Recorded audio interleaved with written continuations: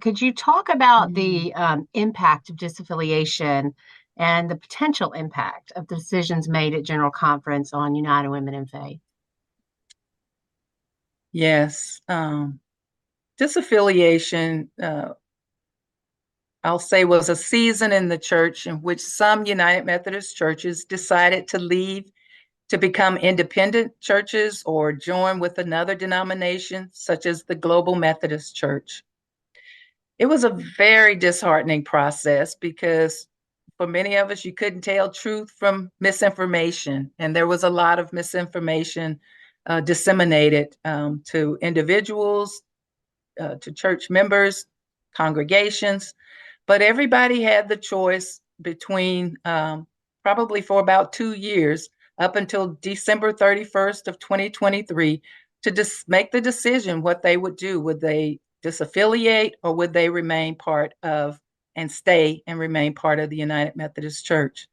So at this point, there are no more disaffiliations as we experienced previously as a pathway for a church to leave the United Methodist Church.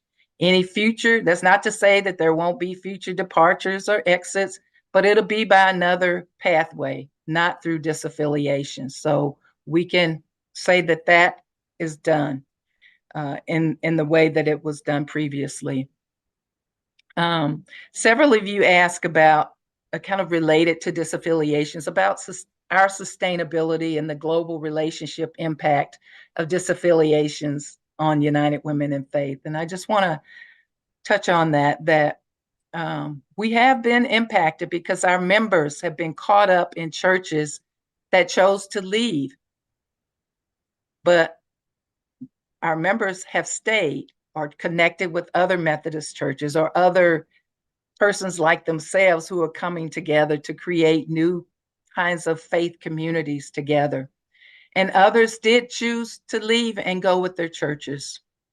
But I want you to know that we began preparing and having this conversation many years ago when we first heard the rumblings that there might be a separation, that the church would divide or there would be separation. So we began that work definitely last quadrennium of saying and asking ourselves, where is God calling us to be in the midst of all of this? And how do we support our members who churches may choose to leave, but they want to continue to be in relationship with us? Or how do we support our members whose churches leave and they choose to stay with the United Methodist Church? And it's been a difficult journey to support and understand the grief and the pain that disaffiliations cause through the separation of longtime friendships and families, even. And so it was not something that we can let go of easily, that many of us are still grieving those losses, and that's understandable.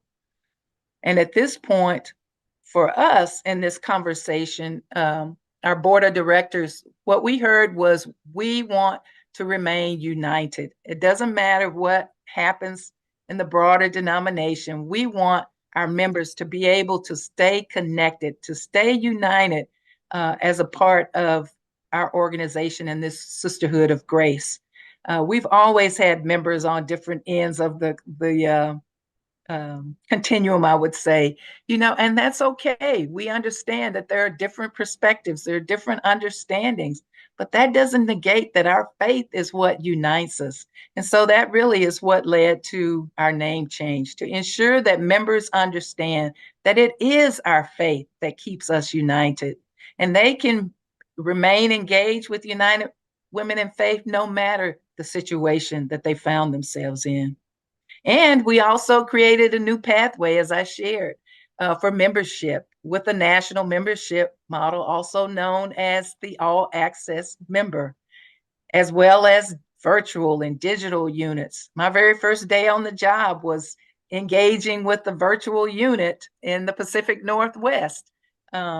Because they came from churches, not so much that disaffiliated, either churches had closed, some were disaffiliated, but they found themselves building community and staying a part of this sisterhood together.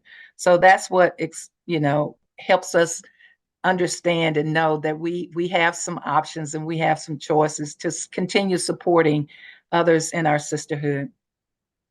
And I'll say, as difficult as part of the journey the last 2 years around disaffiliations, that we can, if we really open our eyes and hearts, we can see God moving among us. We have members with active units in churches that disaffiliated. We see new possibilities for membership growth through the United Methodist Church for places that don't have units, maybe haven't had units in years. This is an opportunity that we can see new possibilities.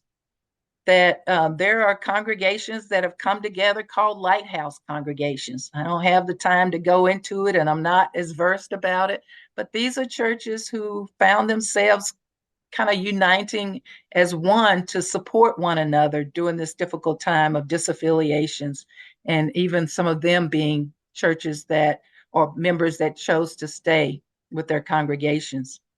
And displaced members who stayed and have created new faith communities. There are new church starts. And yes, some churches choosing to reaffiliate. And we may see more of that as time goes on.